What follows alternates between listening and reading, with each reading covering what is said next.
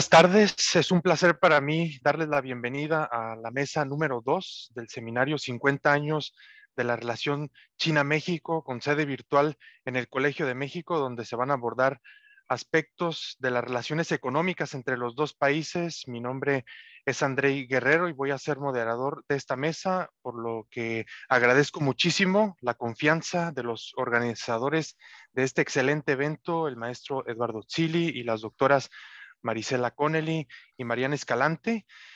Las relaciones económicas entre China y México han evolucionado muchísimo en los últimos años, en las últimas 5 décadas, en términos de comercio, de inversiones, de proyectos de infraestructura, de financiamiento, de participación de pymes y de la propia experiencia de la evolución económica de China desde México. Pues ha dado lecciones, pero también ha contribuido tanto a la cooperación como al conflicto entre los dos países. Y para entender las implicaciones de las relaciones económicas entre estos dos países, contextualizar y analizar temáticas muy puntuales, hoy nos acompañan 3 conocedores de temas muy interesantes que me voy a permitir presentar a continuación. Nancy Oros es doctorante en Ciencias Sociales por la Universidad Autónoma de Baja California Sur. Cuenta con el nivel 2 de chino mandarín simplificado. Cursó una maestría en Ciencias Sociales con mención honorífica. Es egresada de 2 licenciaturas, la licenciatura en Lenguas Modernas y la licenciatura en Psicología. Actualmente cursa su especialización como psicoanalista y es miembro de CONMEX-CEAPEC. Roberto Hernández es profesor investigador de los departamentos de estudios del Pacífico y de estudios internacionales de la Universidad de Guadalajara. Su docencia e investigación se centran en la economía y las relaciones internacionales de China en el contexto de Asia-Pacífico. Y Berta Banuet es licenciada en negocios internacionales por el Instituto Politécnico Nacional, el IPN, y maestra en economía internacional por la Universidad de Pekín. Actualmente trabaja en una empresa de seguridad de Internet de China en la dirección de operaciones. Le recuerdo a las maestras y al doctor que tienen entre 20 y 25 minutos de tiempo para su ponencia, para dejar al final unos 10-15 minutos para preguntas, comentarios del público que nos sigue en las redes sociales del CEA y del Colegio de México. Así que sin más preámbulos, recibamos a la maestra Nancy Oros, quien nos va a compartir su ponencia que se titula La relación entre las pymes mexicanas y chinas, 2 puntos, perspectiva de mejora desde la negociación intercultural. Maestra Nancy, el micrófono es suyo, le deseo una excelente presentación. Muchísimas gracias, André, y gracias al comité organizador. Procedo a presentar mi pantalla.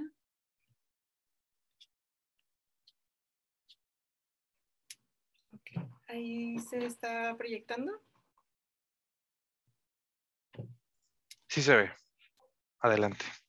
Ok, muchísimas gracias por el espacio. Quisiera en este momento compartirles el tema de la relación entre las pymes mexicanas y chinas y abordar una perspectiva de mejora desde la negociación intercultural. De inicio quisiera definir qué es una pyme y se trata de las pequeñas y medianas empresas que desde la CONUCEF, que es la Comisión Nacional para la Protección y Defensa de los Usuarios de Servicios Financieros, se define como un tipo de empresa que tiene un rango definido de trabajadores y un rango definido de ingresos por capital. Representan el 90% aproximadamente del total de las empresas mexicanas y son uno de los motores más importantes de la economía nacional. Tiene algunas características, por ejemplo, los propios dueños dirigen la marcha de la empresa y cubren necesidades del comercio, la industria y servicios. En el caso de las pequeñas empresas van desde el rango de 11 trabajadores hasta 30 y en el caso de las medianas puede ir desde 31 hasta 250 trabajadores. Hay 3 tipos de pymes. Las primeras son las autónomas, que tienen una mínima influencia de otro tipo de empresas. Las empresas asociadas, que son las que manejan entre un 25 y un 50% de la participación de empresas externas. Y las empresas que son vinculadas, que manejan un mayor porcentaje del 50% de intervención de otros negocios en su empresa. Y bueno, alguna de las ventajas que presentan es que tienen una gran cercanía con sus clientes. La toma de decisiones es sencilla dada la jerarquización y todos los integrantes del equipo de trabajo participan en los objetivos del negocio. Tiene también algunas desventajas como la financiación, que puede ser o suele ser una de las causas por las cuales este tipo de empresas se ven en desventaja ante otras empresas, el difícil posicionamiento en el mercado, dada que tienen pocos ingresos o pocas posibilidades de utilizar tecnologías nuevas que suelen ser costosas, y la tecnología y capital humano que son limitados también por la falta de inversión. Al mismo tiempo, estas desventajas presentan una oportunidad con el mercado chino, ya que el gobierno chino ha estado buscando financiar empresas en el extranjero y hay un amplio mercado chino tras la creciente clase media precisamente en China. Por lo tanto, se busca mejorar el entendimiento durante las negociaciones de estas dos contrapartes mediante el uso de herramientas lingüísticas y culturales que permitan mejorar la comunicación efectiva, tomando en cuenta los rasgos culturales afines en el psiquismo de ambos negociantes. Por lo tanto, la negociación intercultural es ese tipo de intercambio lingüístico donde dos o más partes buscan que haya una mejora en las condiciones del otro a través de la asociación con la contraparte. En este tipo de negociaciones se toma en cuenta el bagaje cultural, los valores, las formas de ser de ambas partes y se contemplan como prioridad tanto el manejo como el respeto a los conjuntos de valores de cada sociedad. Así se busca interactuar bajo el interés mutuo y una filosofía de ganar-ganar. Por lo tanto, podemos afirmar que negociamos con personas, con su psiquismo, con sus emociones y con su cultura. Y bueno, para este punto es importante definir qué es cultura o qué entendemos por cultura. Y bueno, si nos vamos a la definición china, tenemos la palabra Wenhua, que Wen sería el lenguaje, la escritura, los caracteres, la influencia que tiene la civilización, y Hua, que sería la influencia, la asimilación o la transformación de este lenguaje dentro de la civilización. Por lo tanto, la palabra cultura digamos que nos evidencia el vínculo tan fuerte que hay entre cultura e idioma y lo posiciona como un elemento de valor agregado, por lo menos en la región de Asia. Por lo tanto, el elemento social de la cultura está determinado por la noción del entorno. En esencia, es lo que normativiza la vida. En la cultura se desarrolla el mundo de nuestras ideas, el mundo de nuestros pensamientos, y bueno, no nacen de la casualidad, sino dentro y por de las relaciones sociales, ¿no? Entonces, este lenguaje se sedimenta en un comportamiento de una manera que es prácticamente imperceptible. Por lo tanto, procedo a analizar una topografía cultural del psiquismo que está involucrado en la negociación intercultural entre México y China. Quisiera reiterar que las pymes en México, junto con las microempresas, constituyen más del 99% de las empresas del país y generan el 51% del Producto Interno Bruto Nacional. Por lo tanto, es un ámbito que requiere de muchísima atención y que con el suficiente impulso podría llegar a ser bastante significativo en la relación binacional, ¿no? Actualmente, digamos que no ha alcanzado una articulación productiva óptima o que tiene un área de mejora, ¿no? Tampoco se ha logrado una calidad significativa que mejore el desarrollo de la economía en conjunto, por lo tanto, pues es un área que requiere de atención. Y bueno, en esta imagen de creación propia, les muestro lo que percibo como una topografía cultural del psiquismo que está involucrado, que está presente en la negociación intercultural entre México y China. Aquí quisiera recalcar que tenemos diferentes estratos o diferentes secciones. Tomo la palabra estratos de Reinhard Koselleck y tomo este tipo de estructura de topografía de Sigmund Freud. Me gusta vincular estas dos ideas en una imagen que nos permita visualizar de manera accesible, digamos, todo este tipo de conjuntos y constructos sociales, psicológicos y culturales que intervienen en las negociaciones. Procedo a describir los tres estratos principales que están involucrados. En el caso del primer estrato, vemos que hay un material psíquico. Por lo tanto, con psíquico me quisiera referir a una cierta organización interna que tenemos todas las personas. Con cultural me refiero a todos esos aspectos que están inmersos en la vida social y que no se quedan solamente en la superficie de este iceberg que vimos, sino que realmente permea, como dice el doctor Gabriel Zárate, en absolutamente todos los estratos de la vida. Con consciente me refiero a que está presente en nuestra vida mental diaria, y con referido voy a proceder a definirlo.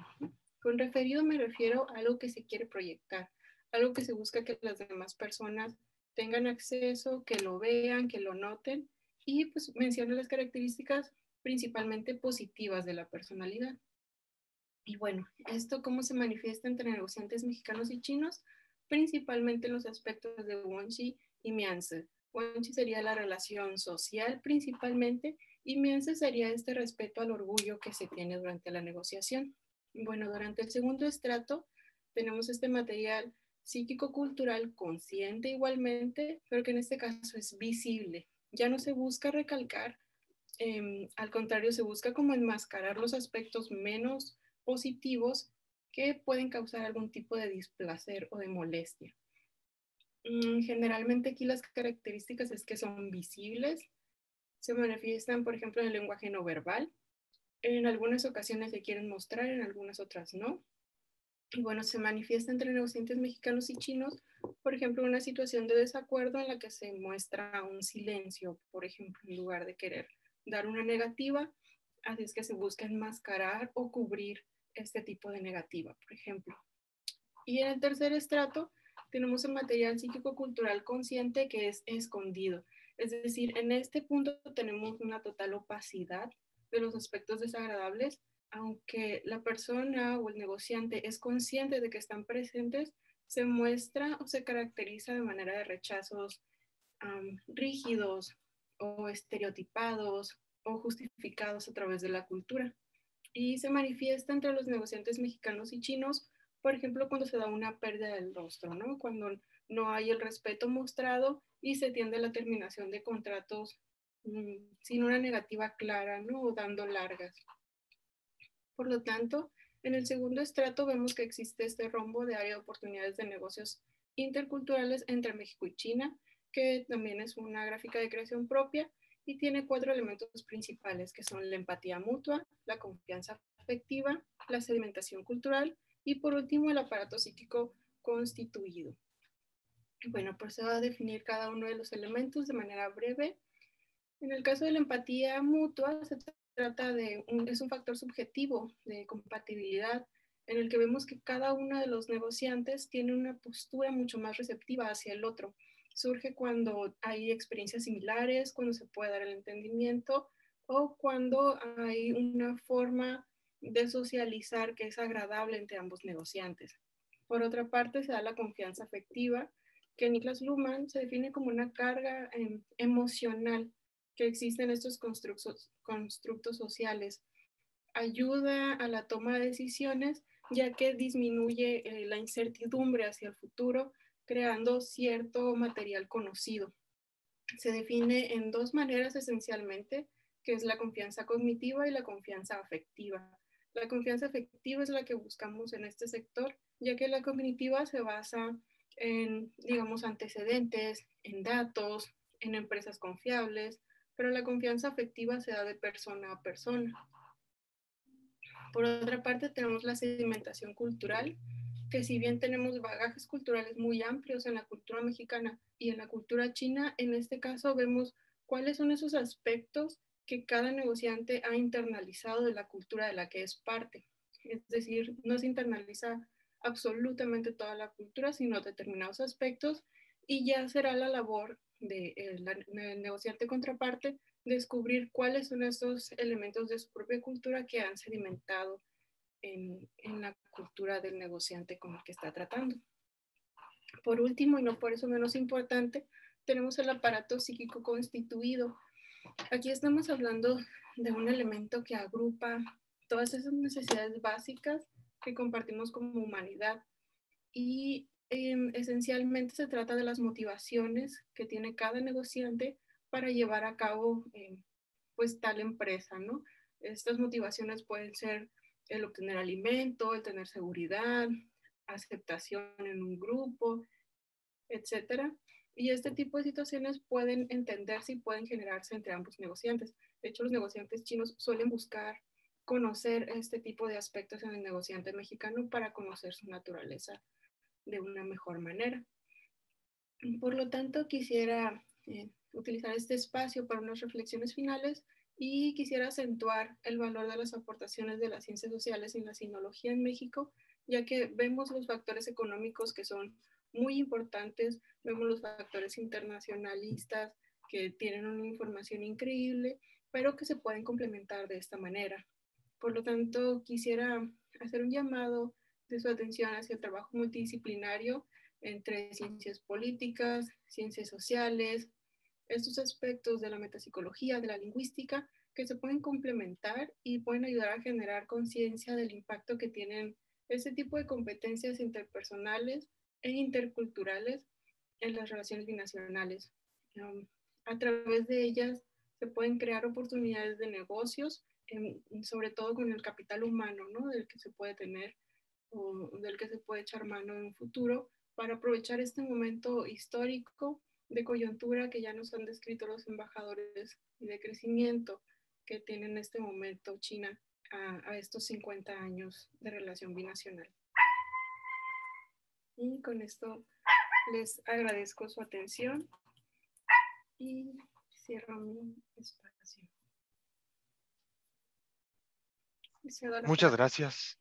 Sí, muchas gracias, maestra Nancy Oros. Muy interesante y creo que conecta muy bien con las reflexiones finales que hacía el embajador Sergio Ley acerca de esa necesidad de ver este contexto como una oportunidad y para ello se necesita generar capacidades y estos estratos que usted comparte con nosotros pues ayudan a sistematizar esta información sobre cómo hacer negocios en términos interculturales con China.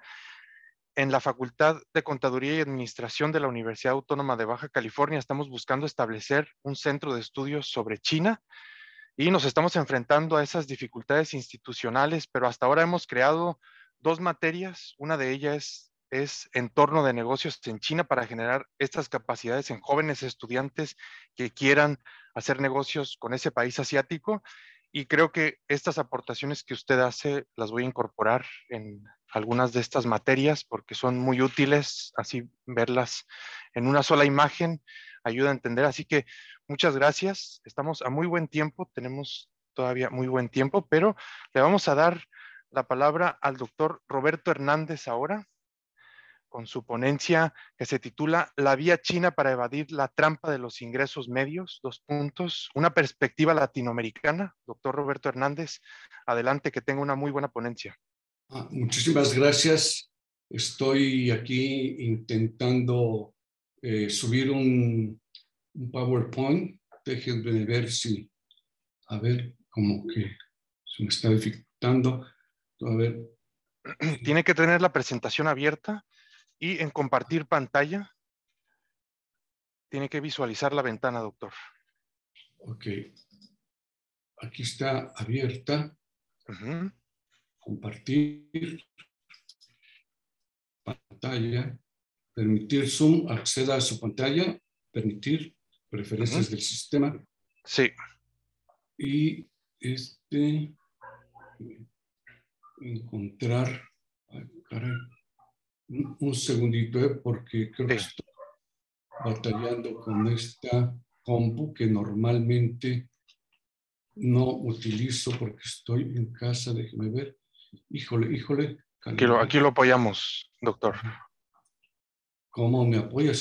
Si el sistema no me está permitiendo entrar.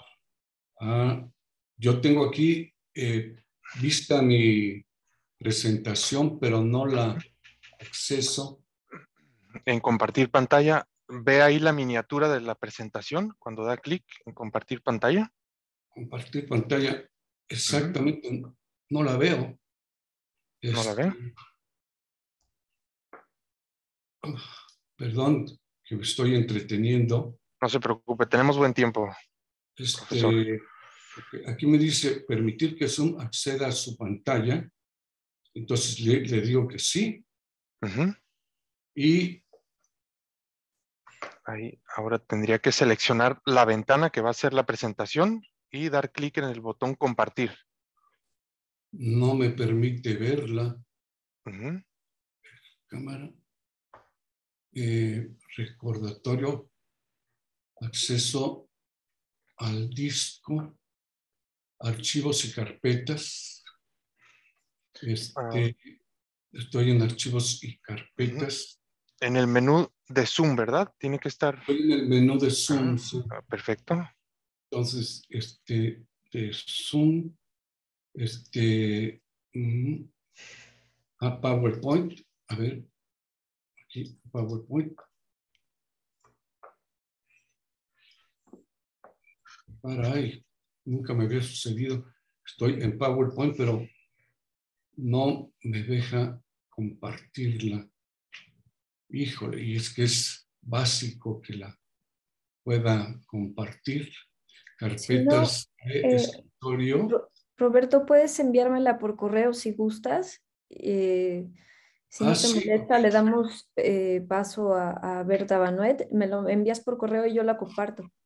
Órale, pues, de acuerdo, sí, para no perder más tiempo, sí. Perdón, Andrei, si te parece bien también tú. Sí, De acuerdo. Claro.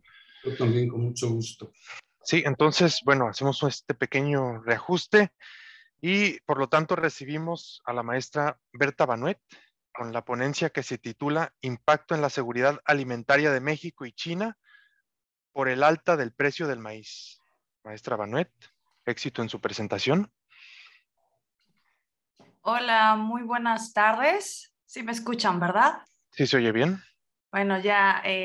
Bueno, muchísimas gracias por la invitación. También quiero agradecer y también felicitarlos por tan buena organización y un evento, la verdad que muy diverso. Y bueno, ahora voy a compartir la pantalla.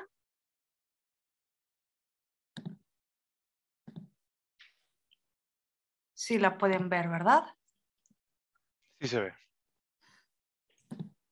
Ok, bueno, muchísimas gracias. Ya, el título, bueno, ya fue mencionado, es el impacto en la seguridad alimentaria de México por la alta del precio del maíz.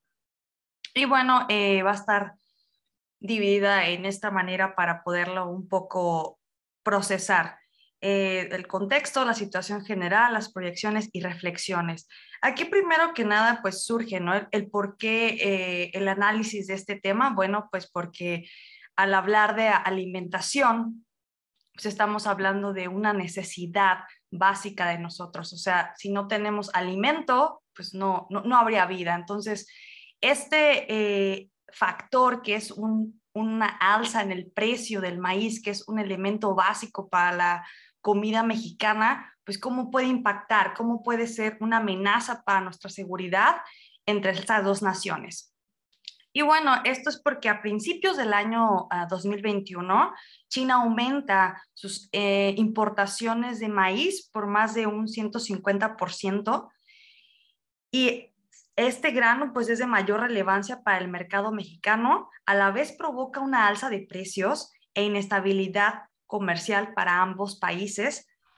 Y bueno, que los dos son de los mayores productores a nivel mundial. Adelante les mostraré una gráfica en la cual para que pueda ser un poco más visual. Pero bueno, dentro también de estas variantes tenemos lo que es la reforma en el Plan Nacional de Seguridad. Esto es debido o en respuesta al crecimiento que se hace en el año 2016 para también hacer frente a la falta de oferta de Estados Unidos, pues por la creciente disputa. Tenemos también el factor de la peste porcina africana, comenzada en el 2017, y la alza del precio del maíz y la afectación en la política de la seguridad alimentaria entre ambas naciones. Esta es la gráfica a la cual les estaba comentando, que de un año para otro podemos ver que fue un crecimiento muy alto. Tenemos del 2012 al 2020 un crecimiento paulatino, hay unas caídas, pero ya para el 2021, de acuerdo a la Administración General de Aduanas de China, tenemos un crecimiento muy alto, y es lo que nos hace preguntar, ¿por qué existe, no? O sea, ¿por qué todas estas variantes Aquí también tenemos las gráficas del precio de la tortilla en México por precio de kilogramo. Y bueno, también en estas fechas fue cuando hubo un mayor aumento en el precio. La importancia que se tiene, bueno, pues es porque el maíz por sí mismo es un commodity que desde a mediados del siglo XX el tamaño de la producción mundial del maíz pues provoca un interés de inversionistas y no porque tiene un mayor impacto en el precio y afectan la estabilidad comercial de economías sensibles a condiciones externas, y México es una de ellas. Entonces, bueno, principalmente para México, el maíz es el consumo, tiene un consumo promedio de 43 millones de toneladas y que aproximadamente solamente produce el 63%, lo cual corresponde a 27 millones, lo cual el resto, que son como alrededor de 17 millones, lo tiene que importar. El cultivo, en el maíz es el cultivo con mayor valor económico y no solo significa un bien de consumo, sino también forma parte de nuestra cultura, sociedad, economía, historia gastronómica y es parte de la canasta básica. A veces es como irlo analizando y decimos, el maíz es parte de nuestros alimentos y yo creo que sería un reto poder mencionar el mayor número de platillos mexicanos que no contenga este elemento ni tanto como su componente principal ni algún derivado. También ocupa poco más de la mitad de la superficie sembrada del país y como resultado de un incremento de la demanda del maíz, el precio de la tortilla también se ha visto elevado. Por China, tenemos que ser el segundo mayor productor a nivel mundial. Tenemos un precio que subió el 24% en esta misma etapa que se hace la mayor importación de maíz, pero a la vez baja para la bolsa de Chicago. Como les digo, es también un elemento muy controversial para el mundo bursátil y financiero, y eso genera o hace que China libere su stock y lo repone en el mercado internacional con mejores condiciones. La gente también, bueno, es como de preguntarse, ¿no? ¿Realmente se consume mucho lo que es el maíz en China? Digamos, en estómago, así que los consumidores, pues no realmente. Lo que lo están destinado es para la alimentación de cerdos y para el crecimiento de esta industria, porque también China es el primer productor de este animal. Y esto es para hacer frente a la peste del 2017, la peste porcina africana, que dejó un saldo del 20% de sacrificios de los 700 millones de porcinos. Esto también se le culpa o, bueno, se le critica que no tuvo una acción temprana, porque esto lo hace un año después, como pasó un poco con la actual pandemia, que ellos también reportan como ciertos casos al principio, pero lo dan a conocer al mundo después y bueno, es algo que ha tenido que estar cargando como el peso. Y no olvidemos que el maíz es considerado pues uno de los principales cereales, así como el trigo y el arroz, y son de los 3 cereales más consumidos a nivel mundial. En la siguiente gráfica podemos ver los mayores productores de maíz del mundo. Como podemos ver, dentro de los 3 primeros tenemos a Estados Unidos, China y Brasil, y que juntos son casi el 75% de la producción mundial. México se posiciona en el 6º lugar. Y a nivel global, podemos percibir que 2 continentes están dominando el mercado, América y Asia. Y no es de extrañarse que esto es un grano que es del origen americano, pero pues ya se convirtió en un alimento básico para la población del mundo entero y ya pues se ha buscado la adaptabilidad genética y ya puede prosperar en climas de todo tipo. Y bueno, esto también nos remonta a que las primeras producciones del cultivo de maíz en China son en Guangxi, que es al sur de China, en esto de los años de 1500, pero hasta el siglo XX es cuando ya se hace una producción a nivel ya escala, con tecnología, traen semillas de otros lados, y 30 años después empiezan a trabajar con semillas provenientes de Estados Unidos y se contratan expertos asesores del país para los diferentes climas y terrenos. Ahora, la mayor producción de siembra, bueno, la mayor siembra en China se ubica ya al noreste del país, lo cual pues es muy diferente a cuando fueron los primeros cultivos, que fue en el sur con Guangxi. Y bueno, hasta 1950 se empieza a extender la variedad. Como podemos ver, pues tenemos dos vertientes muy diferentes, porque en México existen ya 64 especies de maíz, de los cuales son 300 variedades derivadas de estas especies. Y también lo que les estaba, bueno, también comentando es como un cambio en las dietas alimentarias de los países. En China, por ejemplo, en 1940, 2/3 de la producción del maíz se ocupaba para el consumo humano, pero ahora en la actualidad ya el 60% se emplea para alimentar animales y ya lo demás, el resto, pues es para el consumo humano, que puede ser para fideos, harinas, aceites, alcohol, y hay un alimento muy particular para la comida asiática, que es el glutamato monosódico, y también ocupan el maíz para producir biocombustibles y también para poder hacer la reducción y tener la reducción de energías de otro origen y así poder tener un mundo más verde. Creo que, bueno, de tener como bases y saber cuál es la dieta alimentaria china, pues al estar viviendo acá ciertos años y a lo mejor no necesariamente uno tener que estarlo viviendo, podemos saber que pues la alimentación de los chinos no se basa principalmente en el maíz, que ahora ya se ha diversificado y hay platillos que lo contienen, pero bueno, para México va a seguir siendo un poco más importante. Y bueno, aquí llegamos al término de hablar de la seguridad alimentaria. ¿Por qué lo es? Aquí cito a, bueno, ya el fallecido exdirector de las Naciones Unidas: el hambre perpetúa la pobreza al impedir que las personas desarrollen sus potencialidades y contribuyan al progreso de sus sociedades. Entonces nos explica que ahora sí que si una población no tiene una alimentación adecuada, no podrá tener sus capacidades y no podrá ser parte de este mismo progreso. La seguridad alimentaria es un acceso permanente a los alimentos que se necesitan para una vida activa y saludable.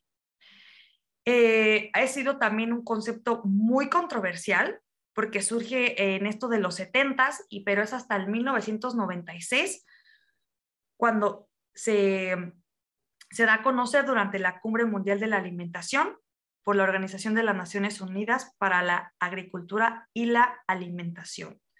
En la actualidad,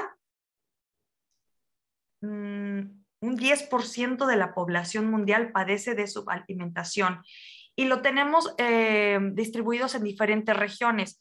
De los 800 millones, 418 están en Asia, en África 282 millones, América Latina y el Caribe 60 millones.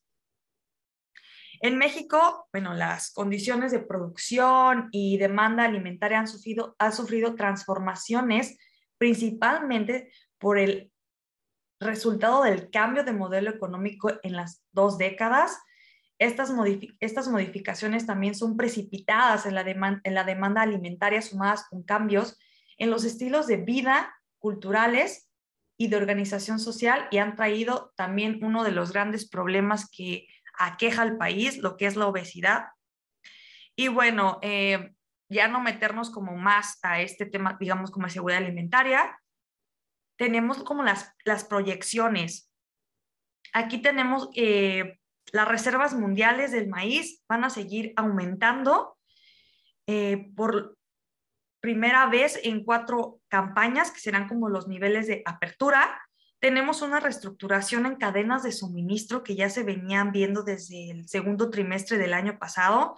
Esto de acuerdo por también el Ministerio de Agricultura y Asuntos Rurales de China, que da a conocer su plan tecnológico y ahí nos menciona la reducción y sustitución del maíz, incluso la soja, para el alimento de cerdos y aves, por lo cual China opta y diversifica ciertos granos por la escasez que pueda tener y no puede obtener el suficiente maíz. De los cereales, el maíz presenta el balance más ajustado entre oferta y demanda, pero también con inventarios a disminuir, lo cual pues va a agregar una inestabilidad en el precio y un aumento en los precios internacionales. Tenemos una siembra de una superficie adicional de maíz y una administración de los precios, la siembra y los niveles de almacenamiento que también van a tener que estarse modificando. Y debido al rápido crecimiento demográfico en la región de Asia y África, se estima que van a seguir en aumento, donde los cereales se mantienen como un componente en la dieta.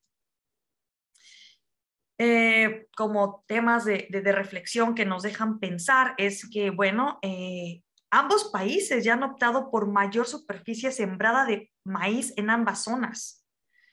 Ambos lo han extendido, que el uso sea diferente ya una vez teniendo el producto. Se tiene una alza en los precios de los alimentos, y lo cual que genera pues que menor gente pueda adquirirlos.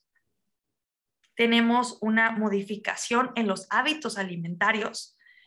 De acuerdo a estudios, todavía hace 4 años se hizo un estudio y durante los últimos 40 se había reducido el consumo de la tortilla en México por el 40%. Entonces, obviamente hay más factores, pero también este es uno de ellos. Tenemos un cambio en el patrón hegemónico de oferta-demanda de los alimentos. Y bueno, aquí también es ver e incitar al gobierno mexicano a seguir apoyando el uso de programas de apoyo directo a este campo, por ejemplo, Procampo, y que los está apoyando lo que es Agarpa. También sí, ver que México, en el caso de que no podemos ser todavía autosuficientes para la producción del maíz para nuestro consumo, si puede seguir ofertando para este país y no llegue a ser una amenaza para nuestra seguridad alimentaria, por lo que también los otros países de América Latina están teniendo una gran oferta para China. Y bueno, aquí solamente para analizar es que por primera vez desde la década de los 60, la población del planeta crece a rangos mayores que los volúmenes de las cosechas más importantes en el planeta. Entonces, pues va a seguir creciendo la población, pero la alimentación no va a seguir creciendo a la par. Y bueno, esto ya es para concluir y pues bueno, agradezco mucho y creo que este tema es ahora sí como para sembrar una semilla de interés y ver lo que está aconteciendo a nivel mundial y que nos puede generar una amenaza. Muchísimas gracias. Gracias, maestra Berta. Es un tema muy puntual, pero que tiene implicaciones en esto que mencionaban también los embajadores al principio sobre el balance de poder global que estamos viviendo, porque estos dos grandes productores pues son las dos mayores potencias económicas y políticas del mundo, y bueno, México estará allí pues tratando de asegurar esa alimentación de sus ciudadanos con este commodity que es el maíz, y que bueno, sabemos que es toda una tradición para nosotros consumir este commodity, el maíz. Así que muchas gracias, profesora Berta. Y daríamos paso entonces a la presentación ahora del profesor Roberto Hernández. Solamente que veo que todavía está compartiendo la pantalla la profesora Berta. Ahí está, listo. Entonces... Me avisan si se ve bien, por favor. Me dijo que iba a... ¿Sí se ve bien? Muy bien, muy bien. Antes de iniciar, ¿tengo control o usted me ayuda a cambiarle? No, yo le ayudo a cambiarlo. Ok, pues son muchos gráficos que hay que pasar. Pues aquí nos ponemos de acuerdo. Bueno, pues inicio ya formalmente. Pues ante todo, un agradecimiento al organizador y a las organizadoras de este seminario, Marcela, Eduardo, Mariana, y obviamente a las instituciones que lo han hecho posible, el Colegio de México, el Centro de Estudios de Asia y África, la UNAM y la Autónoma Metropolitana. Les comparto una reflexión de un tema muy, muy amplio. Entonces, van muy amplio y debo decir muy didáctico. Bueno, eso pretendo que sea muy didáctico. Y también como antecedente quiero comentar que el contexto de los colegas anteriores, de los embajadores, quienes hicieron un contexto general, el embajador José Luis Bernal y el embajador Sergio Ley, van a contribuir mucho a darle ese contexto de este asunto de la trampa de los ingresos medios. La siguiente, por favor.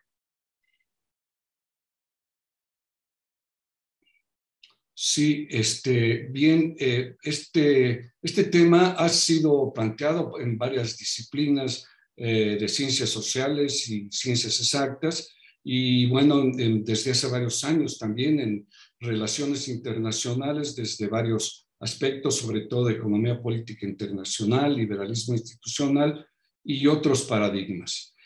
Han retomado este concepto de la trampa de los ingresos medios y sobre todo recientemente por numerosos investigadores chinos, la experiencia de China para evadirla está haciendo de manera exuberante, podríamos decir, en términos de los textos. Una hipótesis de trabajo es que China está a punto de evadir la trampa de los ingresos medios y acceder al rango inicial de las economías de altos ingresos. Para ello, ha tomado en cuenta las experiencias exitosas de otras economías y considerado también los fracasos de otros países como son las grandes economías de América Latina. La siguiente, por favor. Bueno, aquí tenemos unas preguntas claves, que después de 200 años de industrialización, ya vemos que después de la primera revolución industrial, ya vamos ahorita con la cuarta revolución industrial digital, a la cual ya se mencionó anteriormente. Después de estos 200 años, ¿por qué solamente algunos países han podido salir de la trampa de los ingresos medios? Y dentro de estos países, algunos asiáticos han superado la trampa de los ingresos medios, mientras que las principales economías de América Latina se han quedado estancadas. Otro raciocinio es cuáles lecciones podemos tomar de China en este momento. Adelante, por favor. Muy rápidamente, una definición sobre la trampa de los ingresos medios se refiere precisamente a esta área o espacio intermedio entre la trampa de la pobreza y los niveles de altos ingresos de las economías y de varios países a lo largo del mundo. Como vamos a ver inmediatamente, hay varios mecanismos, varias variables para medirlo, pero todas coinciden, se subsumen en el PIB per cápita, en el Producto Interno Bruto per cápita de los países. Bueno, adelante, por favor.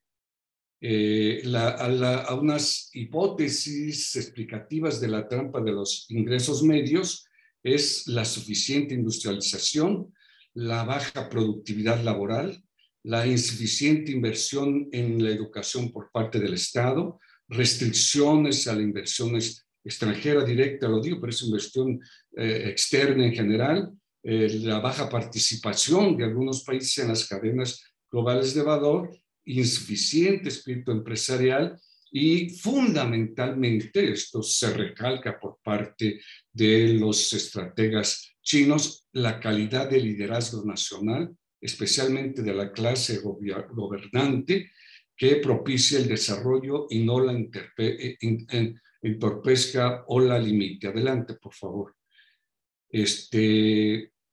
Bueno, ya decía, adelante, todos estos se subsumen en el Producto Ingreso Per Cápita. En 2007 se planteó este concepto que ha ayudado a aclarar algunos aspectos fundamentales, a explicar algunos aspectos fundamentales de la pobreza o del nivel intermedio de algunos países que se han quedado estancados entre la pobreza y el desarrollo. Carhart y Colley mencionan 3 aspectos en general de los países que se encuentran en proceso de salir. En este caso, ubicaríamos a China precisamente, los semiestancados, los latinoamericanos y algunos que están sufriendo de retroceso, como vamos a ver en un momento. Adelante, por favor. Aquí encontramos una referencia del Banco Mundial en donde nos ubica precisamente cuáles países o economías están en el ingreso, en la trampa de la pobreza, que son los que perciben menos de $1,000 anuales de ingreso per cápita, los de nivel medio-bajo entre 1,000 y 4,000, y de medio alto entre 4,000 y 12,000, y de ingreso alto de 12,375 para arriba. Adelante, por favor.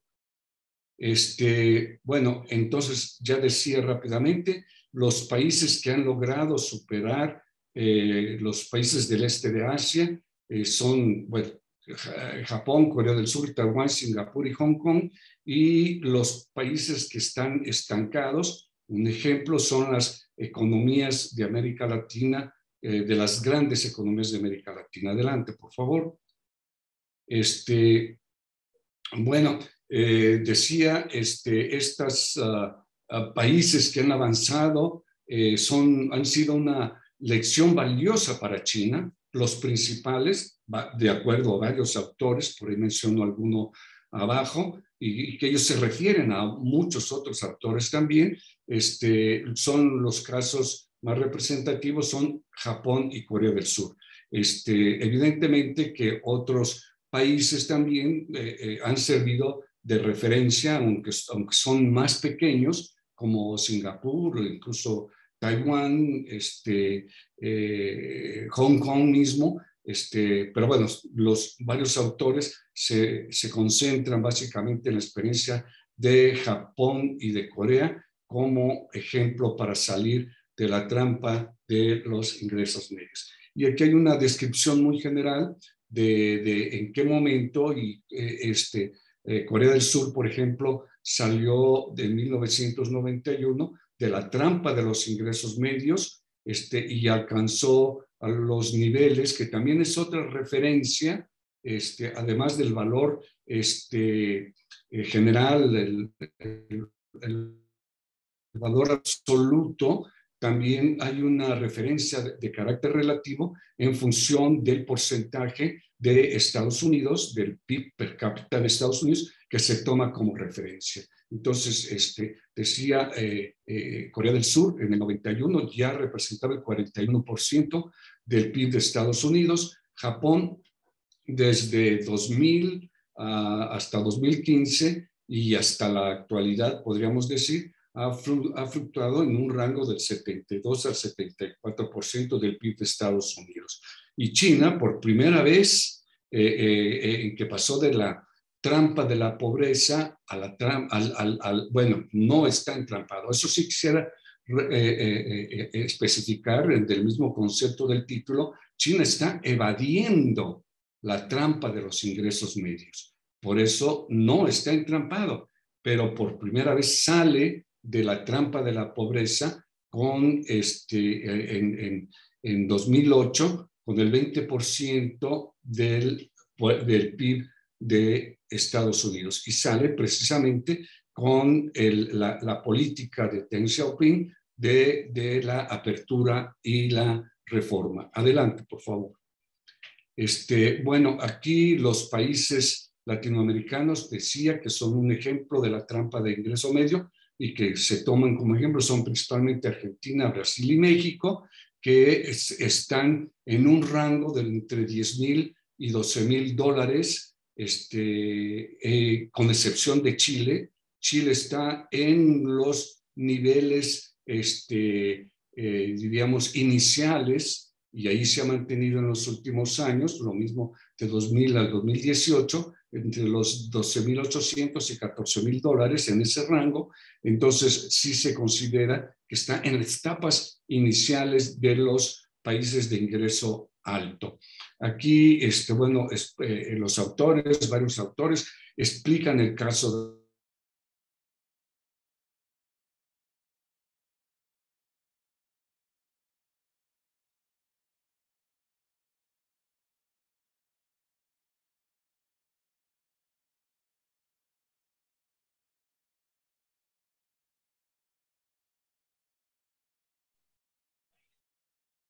Dejamos de escuchar al profesor.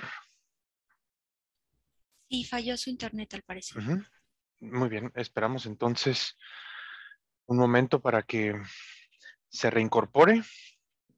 Y bueno, son experiencias sobre todo, ¿no? Estas lecciones que da China de la evolución económica que ha tenido en los últimos 30, 40 años, sin lugar a dudas deja lecciones buenas y malas, y aquí pues hay algunas muy interesantes en cuanto al ingreso medio y cómo está saliendo de esta trampa, como venía resumiendo el profesor Roberto Hernández, cómo China ha logrado, sobre todo basándose en esas experiencias de Asia del Este, como comentaba, ha logrado aprender, pero bueno, la magnitud de China lógicamente es mucho mayor que Japón, Corea del Sur y otros lugares de Asia del Este, pero sin lugar a dudas hay lecciones muy valiosas que se pueden retomar, que se pueden aprender desde México, desde América Latina, para aplicarlas aquí con sobre todo esas lecciones buenas que dejan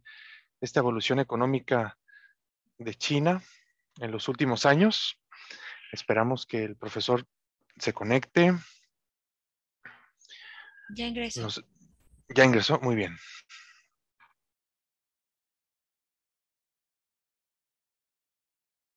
Y le recuerdo también a las personas que están siguiendo la transmisión que dejen sus comentarios, sus preguntas para los ponentes. Estamos esperando, ya estamos recibiendo aquí algunas de ellas, pero todavía no tantas. Muy bien, adelante, profesor Roberto. Muy bien, perfecto. Decía rápidamente, el caso de Argentina es uno de los casos más significativos porque en algún momento en los 50 llegó a alcanzar el 52% del PIB de Estados Unidos, ubicándose en los rasgos iniciales de ingreso alto, y desde entonces han venido disminuyendo hasta en este momento, el 2020, como lo vemos al final del párrafo, del segundo párrafo, que está en el 21,3% de los países desarrollados. Adelante para entrar para el caso de China. Bueno, es un gráfico de lo que acabo de decir, en donde la primera línea es Estados Unidos, Japón, y después encontramos en la línea roja el caso de China, que está un poco abajo de Chile, y después México y Brasil. Adelante, por favor. Esto también es la misma información de manera en un cuadro. Adelante, para pasar ya. Estos son otra perspectiva de otros autores que nos hacen un repaso desde 1870 hasta 2010, como podemos ver, nos muestra los casos. La primera línea es de Argentina, la segunda en puntos es México y después Brasil. ¿Cuál ha sido la situación? Por lo que es característico esta situación de la trampa de ingresos medios. Adelante, por favor. Bueno, Venezuela es un caso dramático en este momento, que en los últimos años ha retrocedido del nivel inicial del desarrollo hasta la trampa de la pobreza. O sea, de haber alcanzado los $16,000 de ingreso per cápita a 1,627. Adelante, como lo podemos ver en esta gráfica, el drama de Venezuela, por todas las razones que ustedes saben. Adelante, por favor. Bueno, aquí muy rápidamente, ya no lo voy a referir porque es otro análisis de otros autores, de Han y Wei, donde analizan 27 variables para considerar las posibilidades de salir de la trampa de ingreso medio. Adelante, por favor, para ir al caso de China. Adelante, adelante. La perspectiva china. Vamos a centrarnos sobre la trampa de ingreso medio. Ya decías, China salió desde hace varios años de la trampa de la pobreza con la implementación de la reforma y la apertura, y está a punto de evadir la trampa de los ingresos medios. Hay varios análisis muy detallados. Yo les recomiendo analizar el trabajo de en inglés es Justin Gifulin, que es un académico de gran trascendencia que ha analizado a China. Entonces, les decía que desde el 99 China ha entrado en el nivel de los ingresos medios y que equivale en este momento ha subido desde el 4.3% de 90 hasta el 2020 en el 84.5% a punto de alcanzar el nivel de los países desarrollados, los primeros estratos de los países desarrollados. Adelante, por favor. ¿Cuáles son los factores que han contribuido a que China esté en esta etapa? Fundamentalmente el crecimiento económico, que ya lo hemos escuchado por todos lados. Quiero decir, es muy común escuchar la referencia de que desde el 79, del 80 hasta hace unos 3 o 4 años, China tuvo un promedio de 10% de crecimiento anual.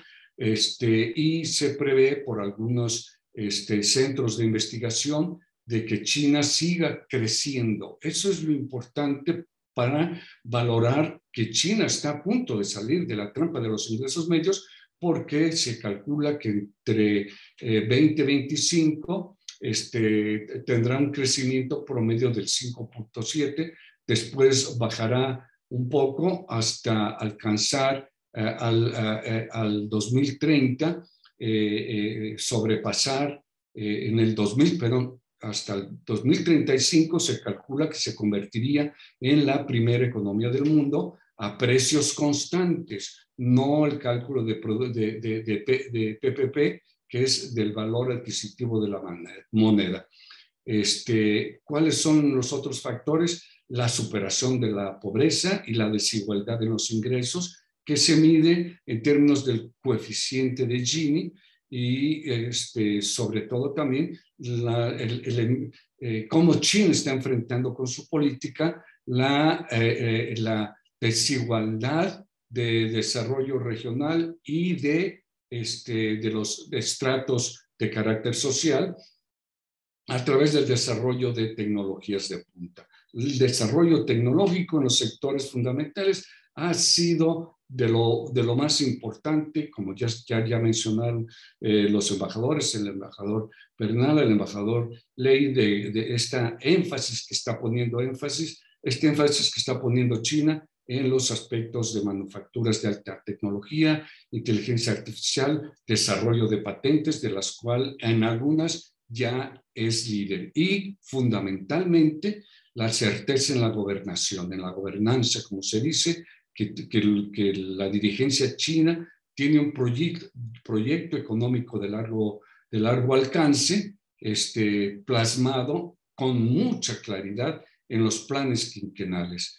Si revisamos los últimos 3 planes quinquenales, vemos con mucha claridad varios de los planteamientos. Uno de los más significativos que estamos viviendo en este momento es el abordaje de los mercados internacionales con la estrategia de Go Out, que estimula a las empresas a invertir en el exterior. Adelante, por favor. Bueno, hay algunos planteamientos también sobre los desafíos. Esto es mantener, como ya decía, una tasa adecuada de crecimiento, no obstante las previsiones. Hay algunos peligros, aunque en este momento está haciendo China algunos ajustes en la estructura económica, como ya se planteó también, a través de la economía dual, que es muy importante el reforzar el mercado interno y que a su vez estimula el ingreso per cápita, obviamente, de la población. Otro problema que hemos vivido de manera muy reciente es el mercado de la vivienda, la sobrecapacidad en algunas industrias pesadas, por ejemplo, el ejemplo es el carbón y el acero, el exagerado apalancamiento financiero que hace que baje la tasa de ganancia, de retorno en algunas inversiones y algunos aumentos en los costos laborales que China está viviendo en este momento y como sucedió en el caso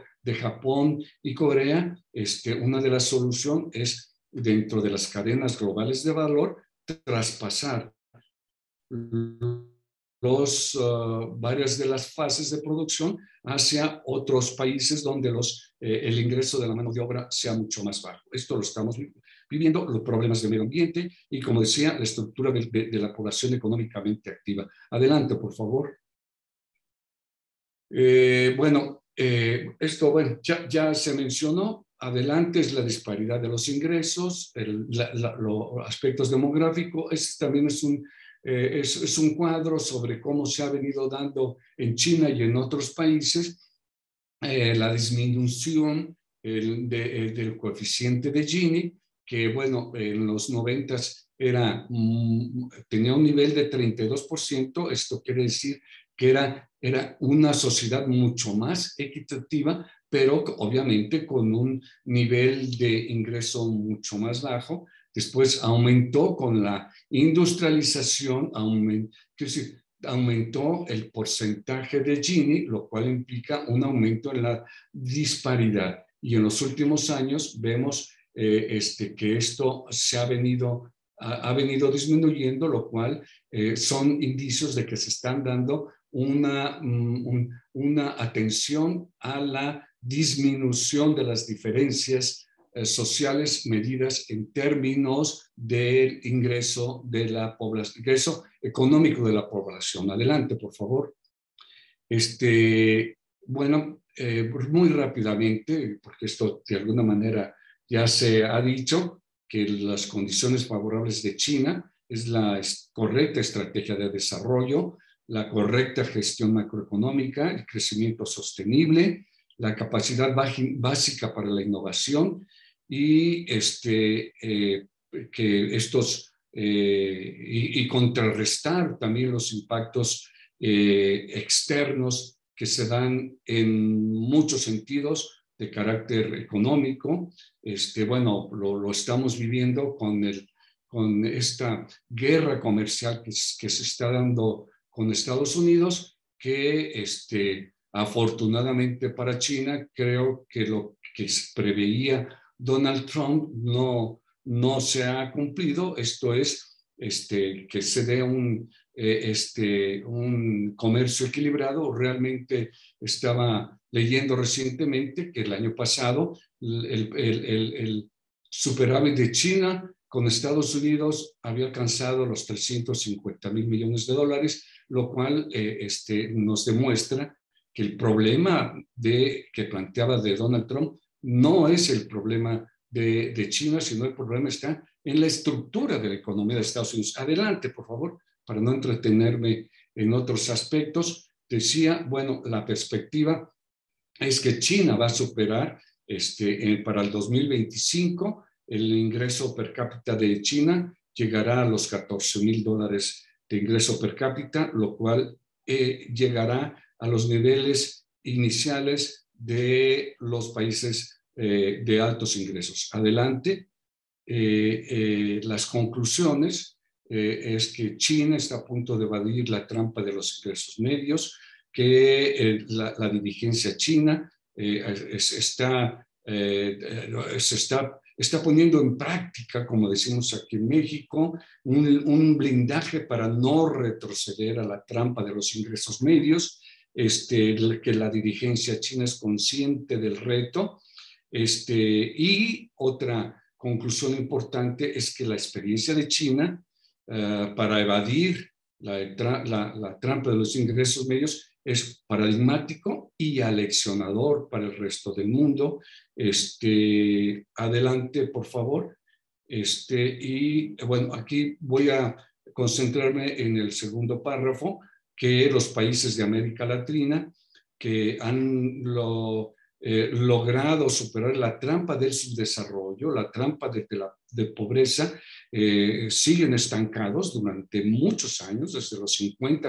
En el caso de Argentina, siguen entrampados en trampa de los ingresos medios, incluso en los 3 años anteriores al 2020, los datos todavía no están al 2020, hubo un decrecimiento en el PIB per cápita de estos países, incluyendo México. Entonces, es difícil, muy difícil resolver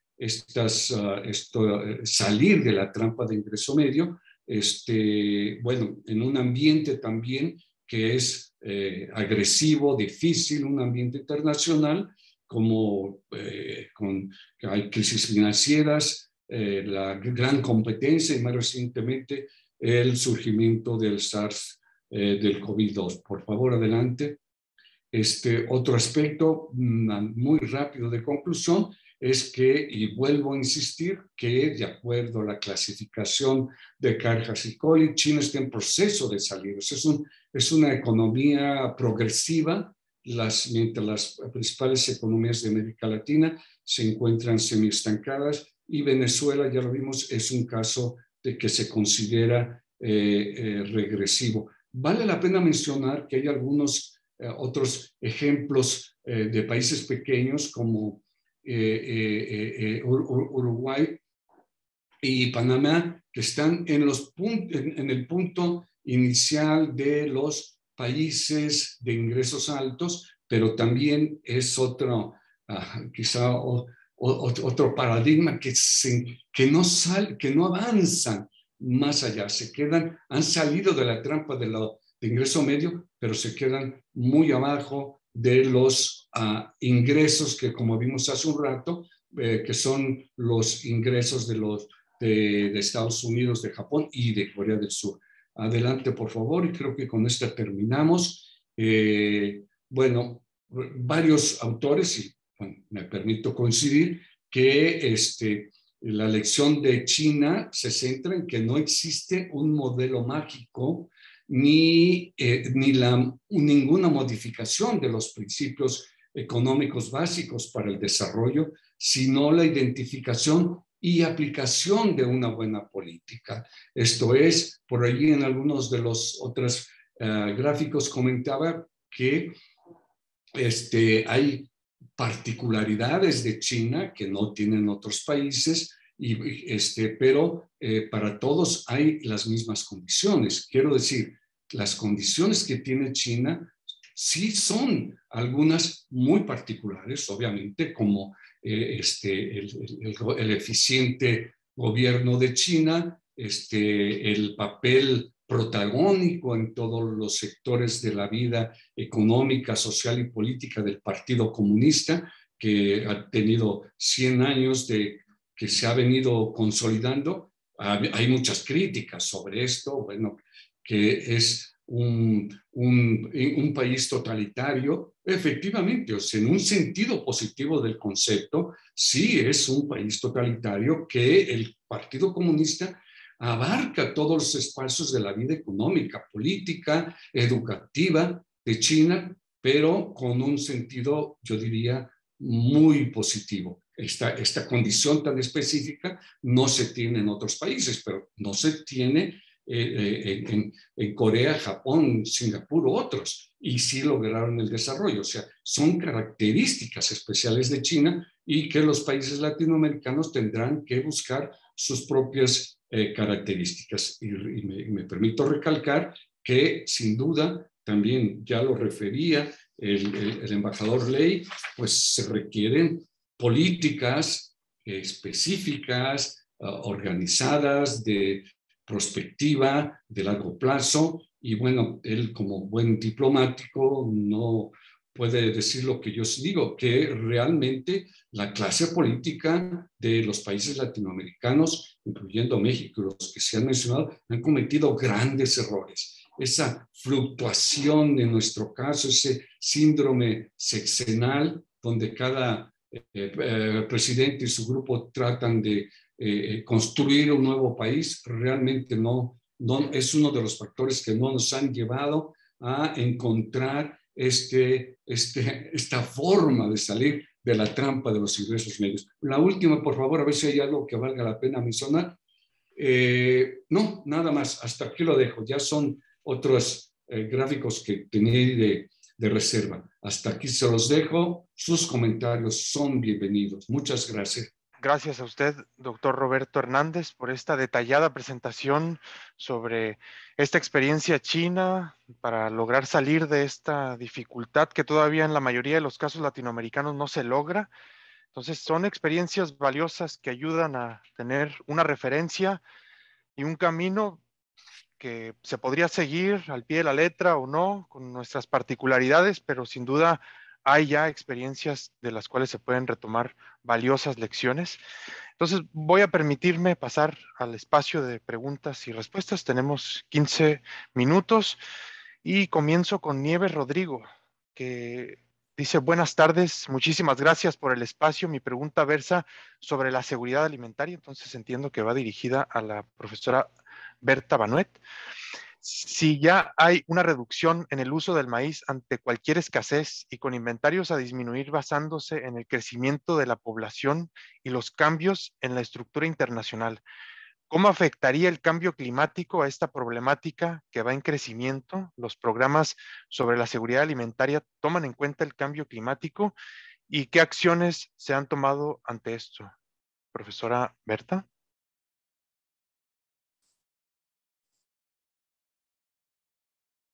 ¿Está por ahí? Ay, sí, claro. Sí. Bueno, pues muchísimas gracias por la pregunta. Y bueno, vemos que ya el cambio climático está teniendo, sí, unos efectos muy fuertes en lo que es el maíz, principalmente porque el 80% de los cultivos del maíz son de temporal, o sea, no tienen sistema de riego y dependen del agua de lluvia. Entonces, eso es ya un principal factor. Y ¿cómo afectaría ya como a manera económica?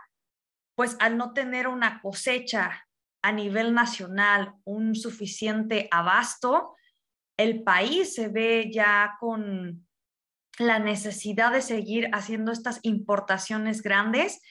Y que hay algo que también estaba leyendo y que es muy interesante, bueno, también de parte de las preguntas, es por esta parte de optar por lo transgénico, porque pues al final, si ya no somos autosuficientes, pues tratar de satisfacer la demanda, pero a como de lugar, ¿no? Que se puede escuchar un poco triste, pero bueno, tenemos que satisfacerlo. Bueno, una de las ventajas que se puede tener en cuenta es que los Objetivos del Desarrollo Sostenibles de las Naciones destaca que pues para 2030 tenemos que seguir asegurando la sostenibilidad de los sistemas de producción de alimentos, y para eso hay que aplicar las prácticas agrícolas resilientes que van a estar aumentando la producción y van a contribuir al mantenimiento de los ecosistemas.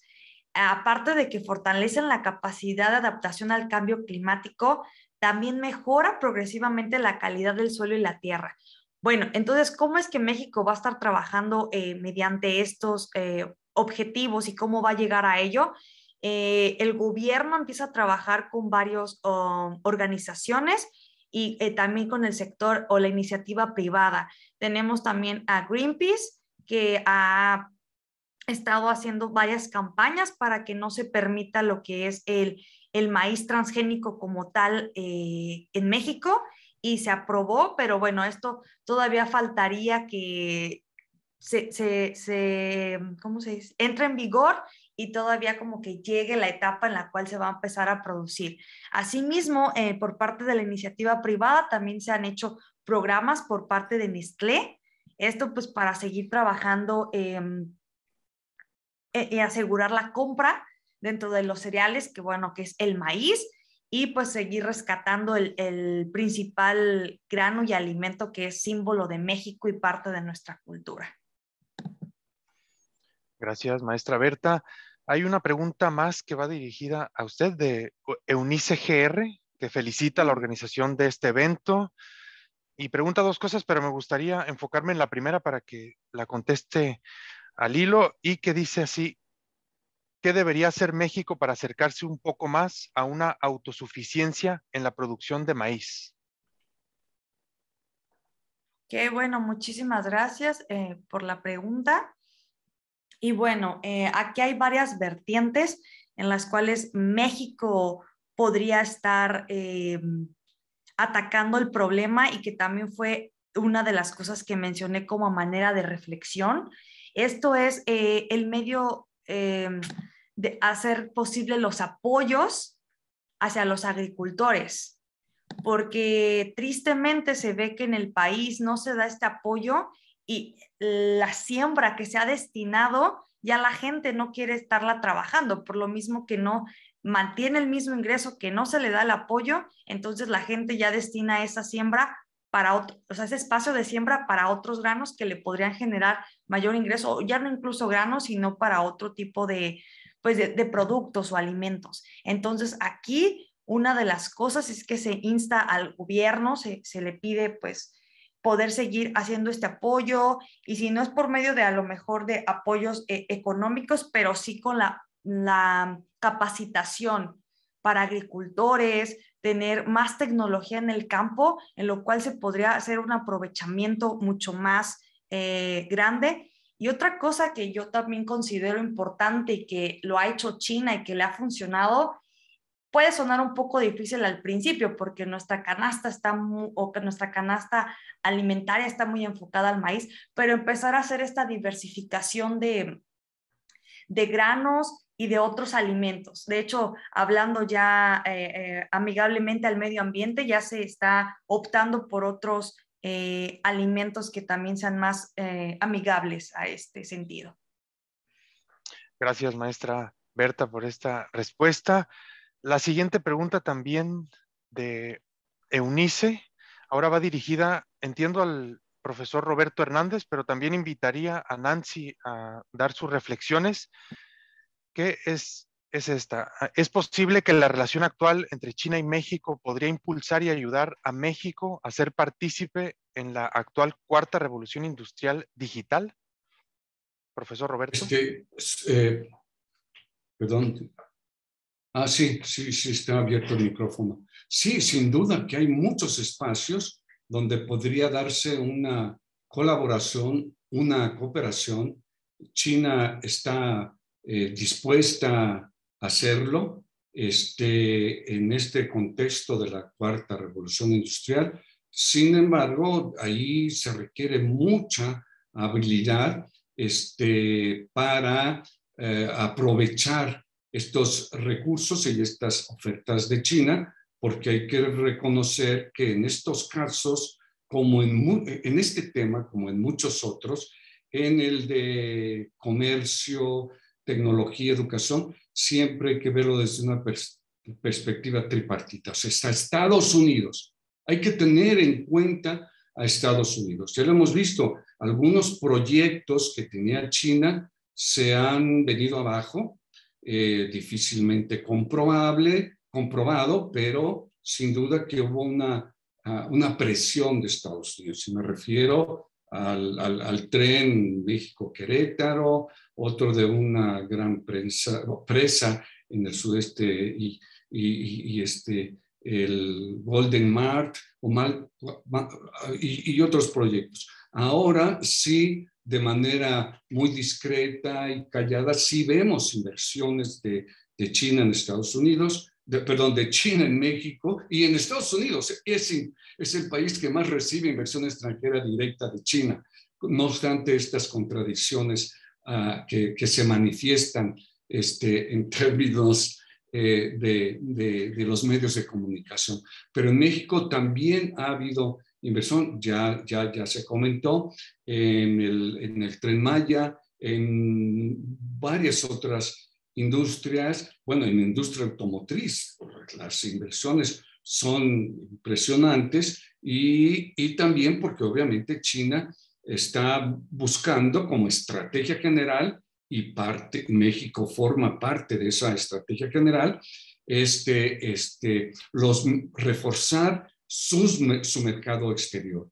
China, en las directrices recientes, los gobernantes chinos, la dirigencia china, sí plantea una estrategia dual, o sea, irse hacia el mercado interno, pero el mercado exterior, el impulso de las empresas chinas apoyadas por el Estado para acceder a los mercados externos en términos de construcción de infraestructura. Ahí la BRIC, la iniciativa de la franja y de la ruta, lo hemos constatado constantemente, es una gran aportación de carácter tecnológico en el área de infraestructura de transporte, en otros aspectos de tecnología espacial. También ha habido colaboración en algunos países sudamericanos. Entonces, hay mucho que aportar por parte de China, pero sí se requiere mucha habilidad también del receptor y no meterse, como decía acertadamente el embajador Ley, en contradicciones innecesarias. Esto de que vamos a apoyar a Estados Unidos en contra de la invasión de productos chinos en México, es de lo más falto de política, de habilidad. O sea, es necesario manejarse y para ello México tiene, y los embajadores lo han manifestado, un gran cuerpo diplomático y una gran capacidad y habilidad y conocimientos para trabajar en el contexto internacional, pero no se les toma en cuenta. Los últimos nombramientos de embajadores, prefiero no decir un adjetivo que, bueno, han sido frustrantes, por decir lo menos por decir frustrantes, pues no, sino inoperantes e inofensivos, como es los últimos que se han dado. Entonces sí, hay muchos espacios, pero sí se requiere habilidad del receptor. No viene la ayuda automática de China para obtener el desarrollo. El desarrollo vendrá si es que viene, esperemos que sí, un mayor desarrollo por parte de México, cuando menos es la esperanza que todos tenemos, por las habilidades de quienes toman las decisiones de liderazgo a nivel general, diríamos, de México. Sí. Gracias, profesor Roberto. Quisiera escuchar las reflexiones de Nancy Oros en torno a este tema, porque el profesor Roberto señala la necesidad de habilidades y creo que en parte su propuesta es eso, ¿no? Generar habilidades para la negociación. Entonces, Nancy, quisiera reflexionar en el tema. Claro que sí, muchísimas gracias. Pues ya prácticamente ya todo está dicho, solamente quisiera agregar esta parte de la comunicación intercultural, que si bien toma esfuerzo, también es parte de las experiencias personales. y mucho tiene que ver con el interés, que haya un interés real y una compatibilidad real entre negociantes, entre naciones. Entonces creo que tanto China como México tenemos muy buena disposición a llevar a estas naciones a una relación diplomática, de negocios, cultural, muchísimo más cercana. Entonces solamente creo que nos haría falta tener personal capacitado al respecto, mayor información al respecto, y que esta motivación surja, como mencionabas hace unos momentos, Andrei, de estas nuevas generaciones, de estos nuevos alumnos, desde la academia, para que se vaya generando este gusto por conocer a China y vaya a estarnos acostumbrando ya a China, que definitivamente ya está aquí y va a ser cada vez más protagonista en la esfera internacional. Muchas gracias, Nancy, por estas reflexiones. Hay un par de preguntas, pero no sé si nos va a dar tiempo porque también quisiera conocer algunas reflexiones finales después de la mesa.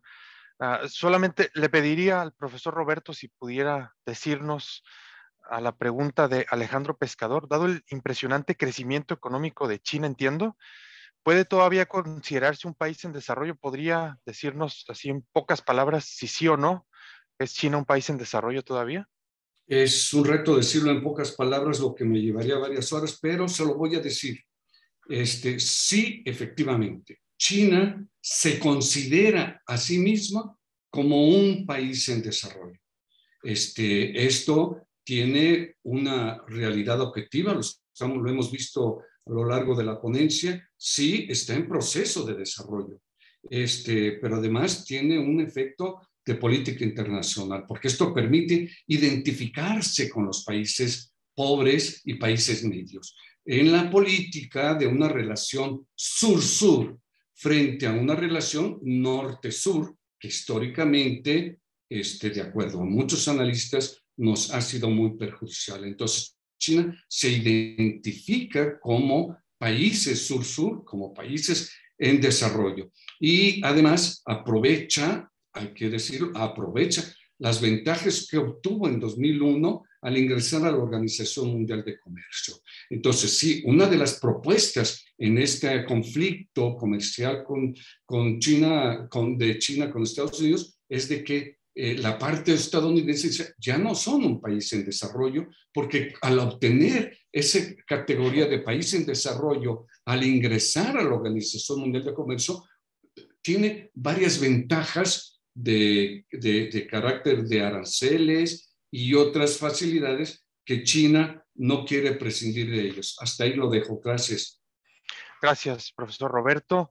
Bueno, tenemos unos minutitos más y varias preguntas que quizás no vayan a poder ser abordadas todas, por eso le pediría a los organizadores si pudieran referirla a las personas, pero me voy a referir a una de Dana Asensio sobre también temas de seguridad alimentaria.